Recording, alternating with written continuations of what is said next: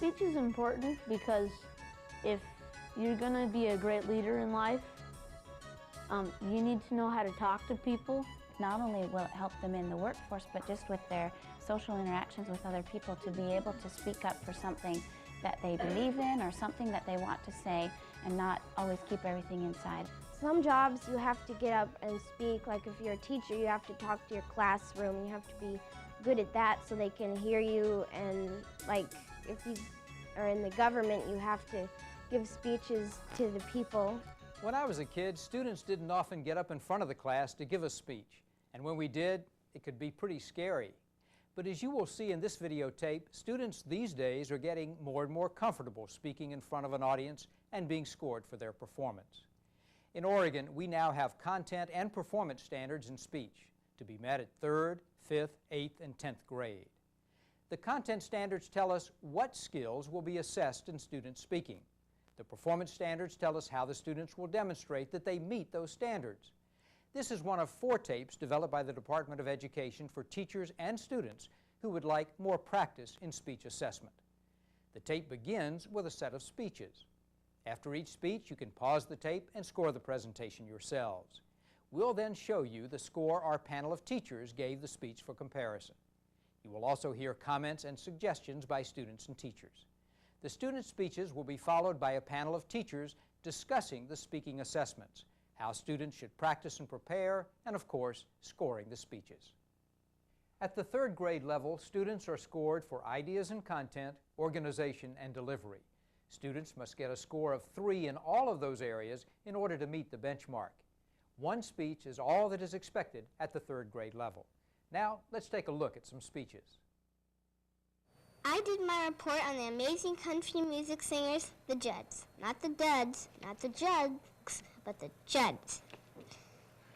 Winona was born as Diana Ellen Judd on January 11th, 1946. Her parents is Polly and Glenn Judd. Her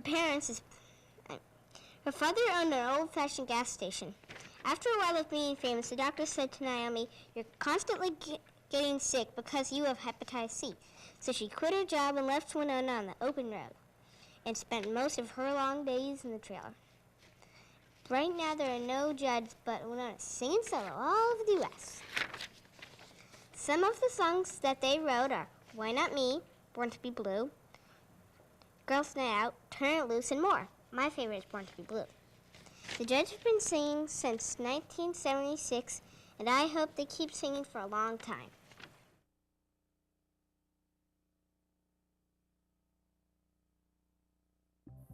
This speech scores a 3 in ideas and content. The information is clear and appropriate for the audience. More details would improve this presentation by making it more interesting and longer. The score for organization is a 3. Her humor draws the audience right in when she says, "I did my report on the Judds, not the Duds, not the Jugs, but the Judds." The structure could be improved by having the information flow more smoothly from one idea to the next. She also attempts a conclusion, "I hope they keep singing for a long time." The score for language is a 4. The message is clear with mostly correct grammar and a good sense of her audience. Her delivery scored a 3. She is expressive with good volume and voice inflection. Reading the speech kept her from making more eye contact with the audience. As she feels more confident, she'll become less dependent on her notes. Hello. I'm in 3rd grade, and I'd like to tell you some things about myself. One time when we went to Jamaica, because my stepdad is from Jamaica, and so we went on a plane, and then we were in Dallas, and of course it was in December, so it was really snowy and cold, and so we went to Dallas, and on the ramps there's this little part that's just sort of metal, and then there's covered parts, but the ramps were frozen with ice, and so we knew we were going to be in trouble. So we went, and then we got stuck there for a night, and I slept in the airport, and we finally got a room in a hotel, and so then we caught an airplane, and we went, and it was just like, a day and a half until we got on a plane. And then food, I love junk food. anything that has sugar and fattening in it is for me. And I hate mushrooms, and I hate, that's it. And my favorite movie is all three Parent Traps. And my favorite family members are my grandmother and my dad, because they really understand what I want. And then I'm going to show you some of the things in my box. This is my sticker collection, and I have more than 600 stickers here. Then I'm in Girl Scouts too, Brownie Girl Scouts. And so I have some of my patches here, like that.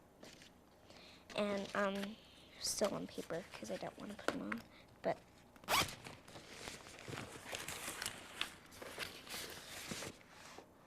I also go to a church, and this is one of our church books that we got to take home. And I have a real hankering for twins, and two of my cousins are twins. This is a picture of them. It's my two cousins, Jody and Janelle, and this is Jody. I mean Janelle, and this is Jody. And that's me. And then, so my favorite book is Mary, Kate, and Ashley, Rock and Roll Mystery. And my family like to play cards a lot, and so I have some cards here. Last but not least, I have a teddy bear collection at home, and these are just two of my teddies. They're my favorite ones. This is Brownie, and this is Snowy. And I just wanted to say thank you for listening to my speech. So long, folks.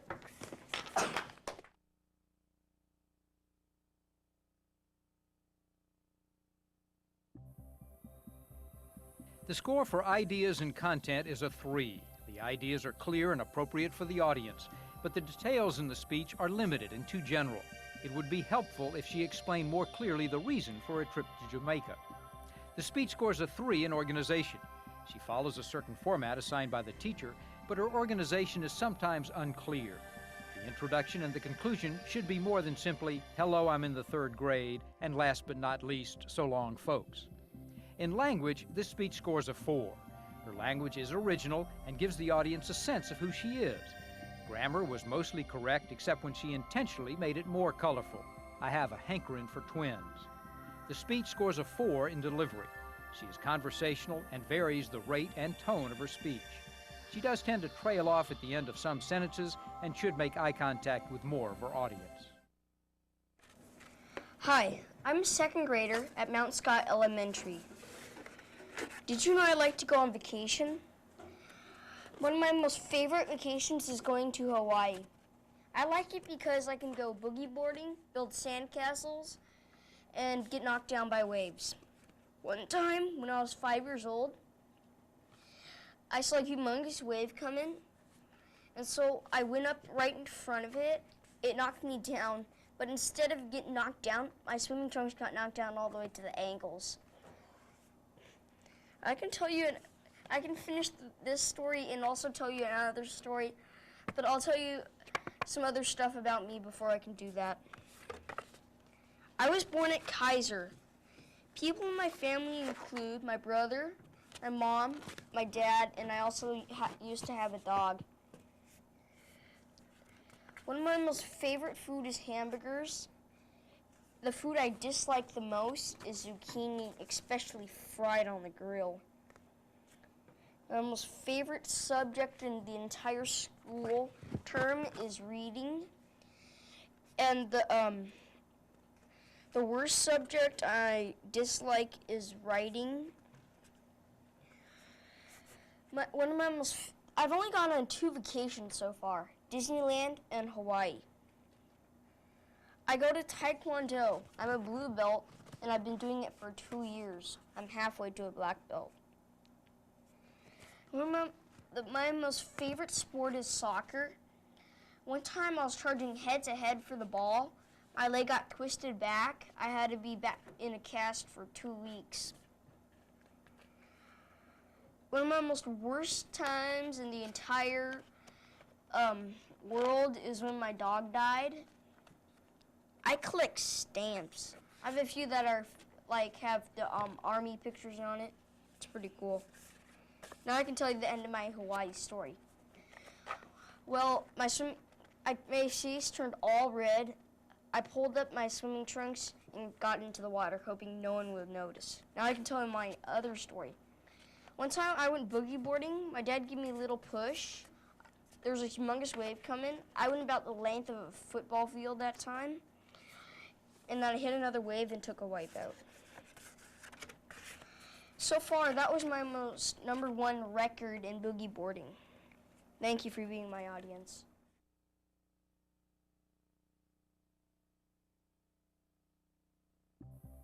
For ideas and content, this speech scores a 4. The content is clear, focused, and appropriate to the audience. Many of his supporting details are good, such as, I hate zucchini, especially fried on the grill. The score for organization is a 4. The introduction is effective and gives a hook. Did you know I like to go on vacation? I'll tell you the rest later. He uses transitions that work but are somewhat predictable. The conclusion is well planned. He finishes the story from his introduction and tells a related one. The score for language is a 5. He uses descriptive language that makes an impact, like head-to-head for the ball. His grammar is generally correct, except when he says, my worst time. His delivery scores a low 5. He is fluent and conversational, with good eye contact, and successfully varies the tone of his speech.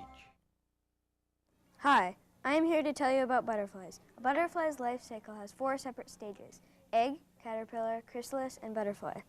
I will tell you about transformation, needs, and threats in each stage of a butterfly's life. I will also show you posters and drawings of butterflies. The egg is one solid color. Different eggs can be different colors like green, yellow, brown, or clear. Eggs are stuck to the bottom of leaves when they are laid.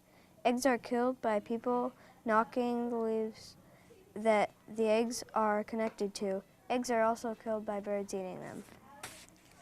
When the egg hatches, a small caterpillar comes out and eats its egg for the first meal of its life. The caterpillar eats and grows so much, it would be the same as a man eating so much salad, he would grow to be as big as a bus. When the caterpillar finds the perfect spot, it makes a sticky silk and connects itself to a branch or twig. The caterpillar keeps using the string to form its chrysalis. When the sticky string hits the air, it starts to harden, thereby encasing the caterpillar in a chrysalis. When the caterpillar is totally encased in the chrysalis, it liquefies and reforms to make a butterfly. When the butterfly emerges from its chrysalis, the wings are folded and crinkled. It pumps blood into its wings to flatten them. It starts to slowly flap its wings and dries them. The butterfly drinks nectar for food its whole life and lays eggs when it gets old. When the butterfly lays eggs, its life cycle ends and a few more begin.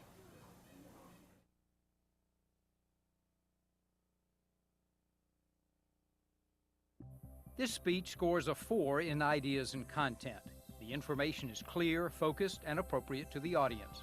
His details are descriptive and relevant to the life cycle of the butterfly. The score for organization is a 4. The introduction is clear and engaging. His speech is easy to follow with details that fit in well. The conclusion, however, is somewhat abrupt. In language, the score is 5. He uses carefully selected words like liquefy and encasing to give a clear picture. He also uses figurative language that makes the speech entertaining, like a man eating so much salad he would grow as big as a bus. The score for delivery is 3, a score that would improve if he were less dependent on his notes. Here, a visual display could make his delivery more effective and help him get away from reading. Have you ever wondered how to put the clarinet together? Well, today you'll learn how. If you were putting the clarinet together, first you would start out with this part of the clarinet, and it is called the bell because it looks sort of like a bell. And then you would take the lower joint and you'd stick it on, you stick the bell onto the lower joint. And then you would pick up this piece, and this is called the upper joint. And this is sort of hard to see, but do you notice this little thing right here is something that sticks out? And this little thing that's on the lower joint? Well, with the upper joint, you're going to slip the upper joint, the little thing on the upper joint, over the one on the lower joint. Sort of straighten it out so it looks like this. Then we're going to pick up this piece, and this is called the barrel because it looks sort of like a barrel, a cylinder, and it's sort of hard to notice, but this circle is smaller than this circle. And the side that has the bigger circle, you're going to put it on the cork thing that sticks out of the upper joint. So it looks like this. Then you're going to pick up this piece, and it's called the mouthpiece because you put your mouth on it. And these are the two thumb rests, and you see how they're lined up pretty straight? Well, you're going to line up the hole on the mouthpiece the same way they're lined up.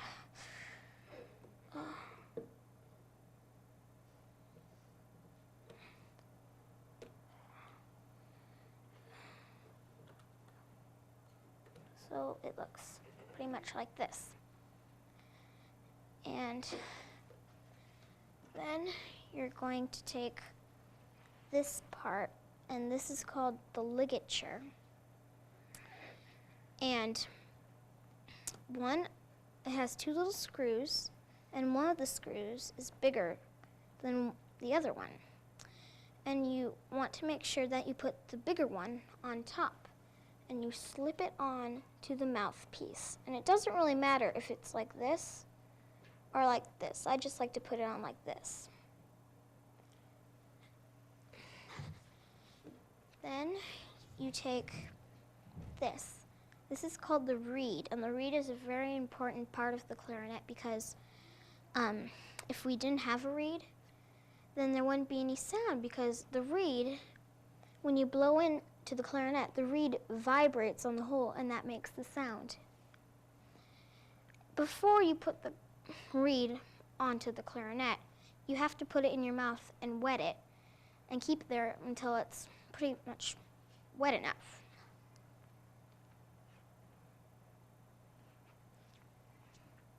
That. And then you're going to slip this up a little bit, the ligature, and put the reed in there, and make sure you line up the reed and try to make it a little bit beneath the mouthpiece. And then you slip the ligature back down and tighten up the screws, and it's ready to play. I hope maybe someday some of you can play the clarinet using the bell, lower joint, upper joint, barrel, mouthpiece, ligature, and reed.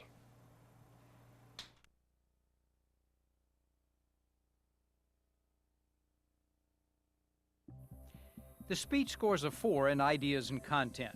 The information is clear, focused, and appropriate to the audience. The supporting details help make her explanation precise. The score for organization is 4. Her introduction draws the audience in. Have you ever wondered how to put together a clarinet? The structure is easy to follow and finishes with a well-planned conclusion. The score in language is a 4. She is well practiced in the technical language of her subject. Occasionally her word choice is weak, like "see this thing here," but her grammar is generally correct. In delivery, she scores a 4. She makes eye contact and her delivery is fluent, without notes. She uses her clarinet effectively as a visual aid. Though she speaks slowly at times, the content keeps the audience engaged. Sandra Day O'Connor was born March 26, 1930 in El Paso, Texas. Her father's name was Harry A. Day. Her mother's name was Ada Mae Wilkie. They worked on their cattle ranch together. Sandra had one brother named Alan and one sister named Ann.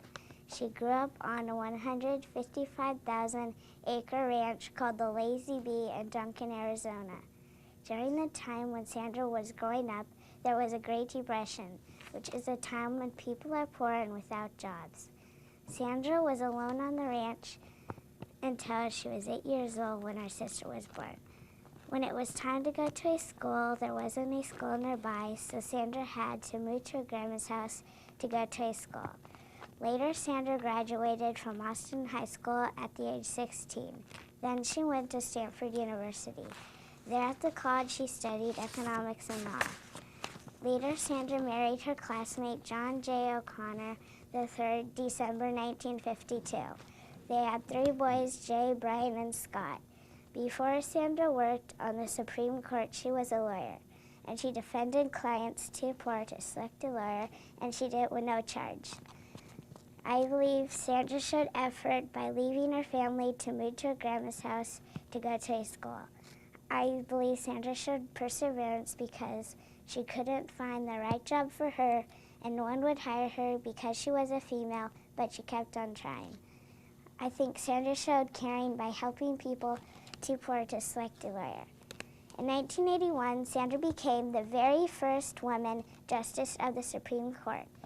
She was appointed by President Ronald Reagan. Justice means judge. Supreme Court is the highest court in the United States. All the decisions that are made in the court are final, and there are no appeals. The court is located in Washington, D.C.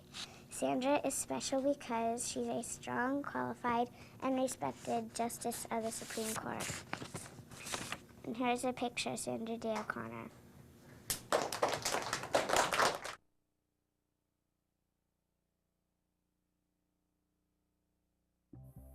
This speech scores a 5 in ideas and content. The information is clear, focused, and well-suited to the audience.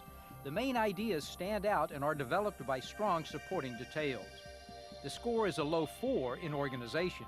The speech is chronological and easy to follow, except where she diverges to talk about character traits. Her introduction could be more developed than just giving a birthday. Although the audience can sense her conclusion is approaching, it too could be more developed. The score in language is a 5. The message is conveyed clearly and vividly, with good grammar and word choice. In delivery, the score is a 4. She makes eye contact and has good delivery techniques, including variety in her tone and inflection. She would be even more effective if she used gestures and facial expression. We asked the students, what was the hardest part in preparing to give a speech? It's hard to get up in front of people because it makes me really, really nervous.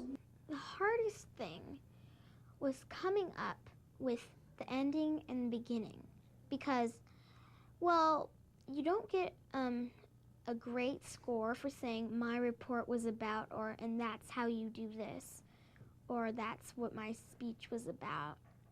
You know, you want to come up with a creative kind of ending and beginning. Well, I think the first thing that's the hardest for everyone is to feel comfortable. And that's the hardest thing, I think, being nervous and talking loud enough and not making mistakes, trying not to read or script your speech. Let's hear what the teachers have to say about how to prepare for and evaluate student speeches.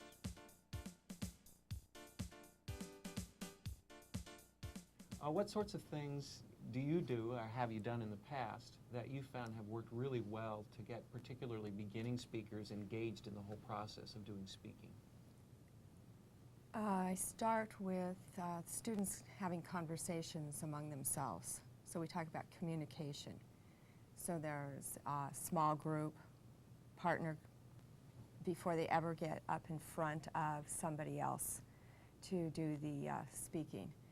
And from there, then we can go into visuals, props, read-alouds, reader's theater, create your own commercials, science demonstrations, a whole variety of tasks. book retells are a wonderful beginning because they can hold the book in their hand as a prop. Okay, Cindy? Basically, a lot of the same thing that Patty was doing, but also not only with the retells of the books and things like that, is having the kids be able to do a speech that they know about and have that first experience with a speech, something they're very familiar and comfortable with doing. With the inventions, having the kids actually invent something of their own and then be able to discuss it and talk about it to the kids. Those are kind of things that really make good quality speeches, are those that kids are informative about and they understand and they have firsthand knowledge about. Okay. Ron, what sorts of activities, I know you teach a 3rd and 4th grade blend, is that right? Right. What sorts of things do you start your 3rd graders with, and how might that be different than something you do with your 4th graders? Well, I try to find a common area, and I think demonstration speeches are very useful. This year I started with magic as our theme and had the students create and practice math tricks to present to each group. And they did it in small group form first, and then later in the year practiced larger magic tricks.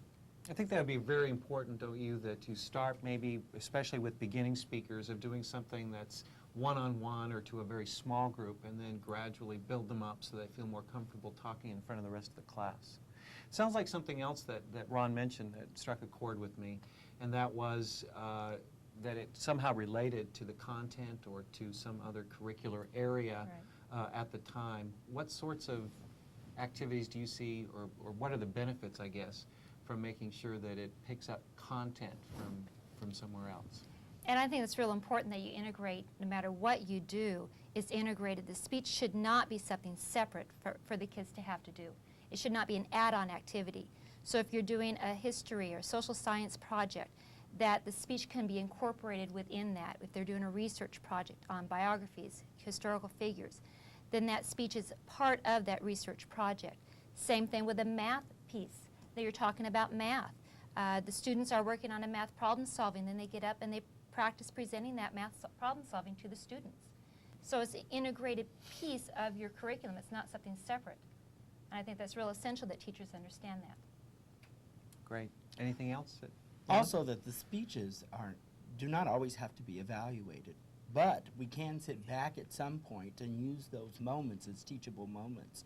Whether it's a math lesson or it's a retell, we can also bring in elements of speech and how one particular student may have presented something, or what things you may have liked or disliked, or some sense of evaluation that can go back to those speech elements that we're always looking at.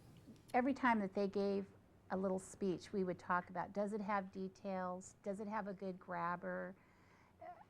You know, do you understand what they're saying? Does the topic fit the audience? You know, are they speaking clear? Can everyone hear?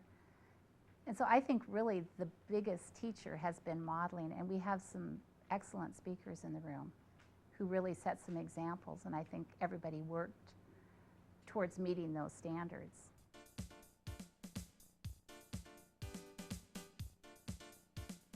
One thing that Ron brings up that I think is very important, and that is that for every activity that you do, you don't have to score all of the dimensions of the scoring guide.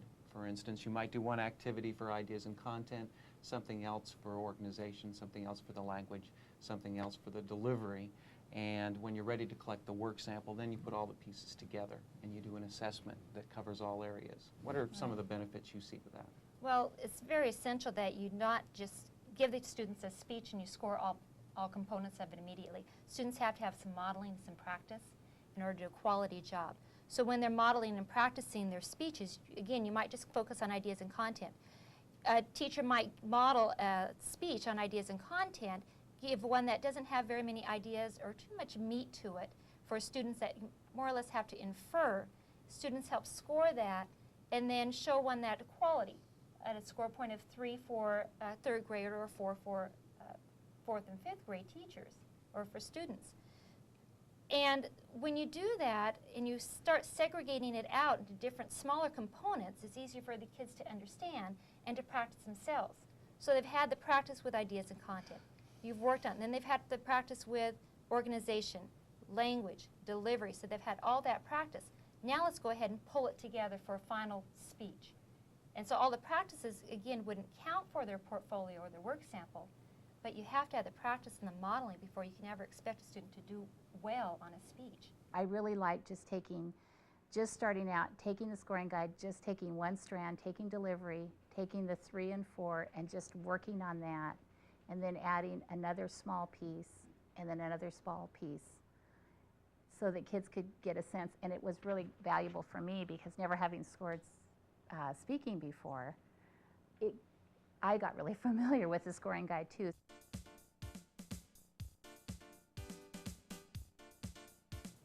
On the area of delivery, we see a lot of students like reading directly off of the page. What can we do as students are preparing to make sure that they give that more conversational delivery that's going to allow them to meet the standard in the area of delivery? I think you have to talk about conversation with students and model the difference between reading a speech and just giving a conversation, talking about the topic that they're on. One thing I have my kids work on with note cards is, one, they have to have note cards. They're not allowed to have their speech in front of them.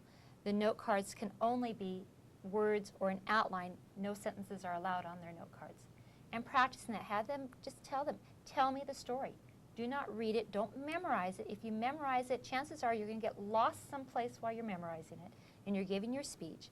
Then you're going to stall trying to remember what it is you're going to talk about. So we really work and practice that with other peers and with some adults too. Retelling is an important element. And maybe changing the person, the voice that they're using, and changing a formal speech into something a bit informal and using a first-person voice will be a way of helping them. I know for the younger ones, they tend to write down the speech and write down every single word. And if you practice with the idea that you have the knowledge of the subject, just retell it to us in your own words, using your own voice. And I think that makes them a lot more comfortable as well. Certainly if they're very passionate or interested in their topic, they're going to probably have a much more expressive and conversational delivery than if they're just reading facts or relating facts that really have no importance to them. And for primary students, what's helpful is doing some small pictures on note cards so they don't have words, or having little picture cards to help them talk about their next, whatever's in the next part of their sequence. So it kind of goes with whatever their topic is. If they've chosen a topic that they like and they know about it, they can put pictures together or a storyboard or act it out. There's a variety of ways that the K through 3 can do this without long, lengthy notes. Sometimes we'll take a really simple sentence like, it's here, and think about the ways that we can make it have different meaning by the way we pronounce it, like, oh, it's here, or it's here, or more of a question like, it's here, and we'll practice those types of things so that they realize their voice and the way that they speak would have a different meaning.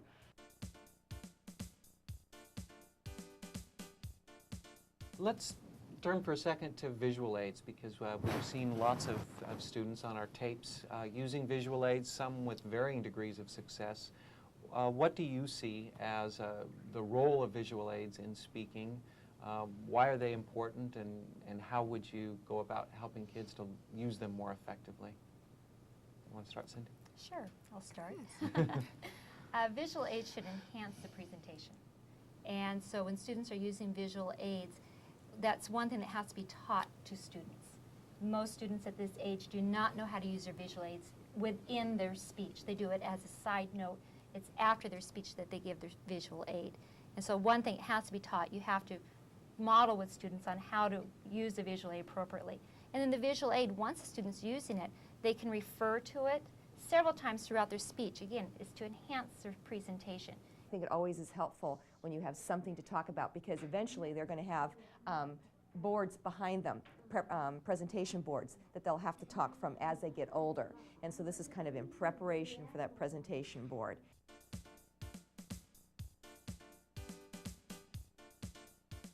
I think if you start at kindergarten with the show and tell and the sharing, that's where it begins. and making sure that the other kids in the classroom can hear them, can see them, they're paying attention, they have some kind of introduction. This is my, and kindergarten might be, this is my dog, or this is a picture of my, or this is what I did on my trip. So they do have a very simplistic introduction.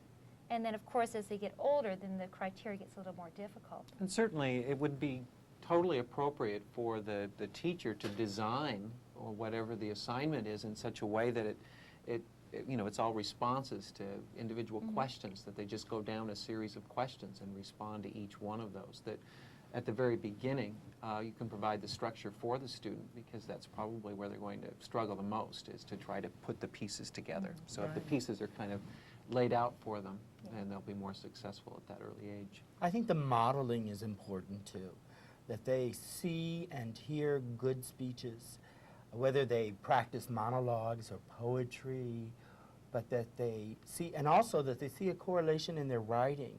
We were talking about kindergartners and show and tell, but the first graders with retelling the stories that they've written, that personalize it, and that can be a form of speech. But it is important that they use their own voice and find their own voice and are comfortable with it. We hope that this tape has been helpful to you in your speech assessment evaluation. Additional tapes and supplemental materials are available at regional ESD offices or through the Department of Education's Office of Assessment and Evaluation. I think it's wonderful. I really do, and I think everybody, even though they're still nervous, I think they've learned a lot. I think it's a great skill to know. And it's easy to put in with other curriculum areas. It's a nice way to share your work. Well, I'd go in the shower and tape it onto the wall, and I'd read it slowly, skim through it, and then after I read slowly, skim through it, and I'd just turn the water on cold after that and turn around, and until I could memorize it, I'd keep it on. I did it in front of the mirror a couple times. I did it in front of my pet lizard that I have, and I knew it so he wouldn't laugh at me, and so I don't think he would laugh. I'm just impressed that they come through with what they do. It's amazing. And I think that's because the standard has been set higher and higher every year, and every year, if it's set higher, they're going to meet that standard. Kids are miraculous that way. They're going to meet that standard.